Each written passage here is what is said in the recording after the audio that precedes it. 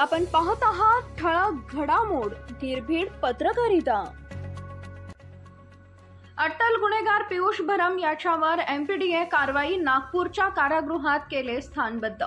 खुनाचा प्रयत्न, घातक हत्यारे बाळगणे, धमकावणे असे गंभीर गुन्हे असलेल्या अट्टल गुन्हेगारावर पोलीस आयुक्त अमितेश कुमार यांनी एमपीडीए कायद्यानुसार कारवाई करून त्याला 1 वर्षासाठी नागपूर कारागृहात स्थानबद्ध करण्याचा आदेश दिलाय।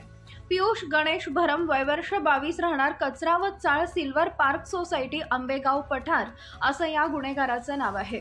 पियुष भरम याच्या विरुद्ध भारती विद्यापीठ पोलीस ठाण्यात 2022 पासून खुनाचा प्रयत्न करणे, घातक हत्यारे जवळ बाळगणे, दुखापत करणे, धमकी देणे यांसारखे गंभीर गुन्हे दाखल आहेत। त्याच्या गुन्हेगारी कारवायांना आळा घालण्यासाठी वेळोवेळी प्रतिबंधक कारवाया करूनही त्याला काही एक फरक पडला नाही। तो अत्यंत क्रूर, खुनशी व भांडखोर असून तो लोकांमध्ये काही ना काही कुरापती काढून गंभीर स्वरूपाचे गुन्हे करून नागरिकांना विनाकारण त्रास देऊन दहशत निर्माण करत होता। त्याच्या विरोधात लोक तक्रार करण्यास पुढे येत नव्हते। वरिष्ठ पोलीस निरीक्षक सावळाराम साळगावकर यांनी त्याच्यावर एमपीडीए कायद्याखाली स्थानबद्ध करण्याचा प्रस्ताव तयार करून पोलीस आयुक्त अमितेश कुमार यांच्याकडे सादर केला। त्याची पडताळणी करून पोलीस आयुक्त अमितेश कुमार यांनी पियुष भरम याला 1 वर्षासाठी नागपूर कारागृहात स्थानबद्ध करण्याचा आदेश काढला। भारती विद्यापीठ पोलिसांनी पियुष भरम याला ताब्यात घेऊन त्याची नागपूर कारागृहात रवानगी केली।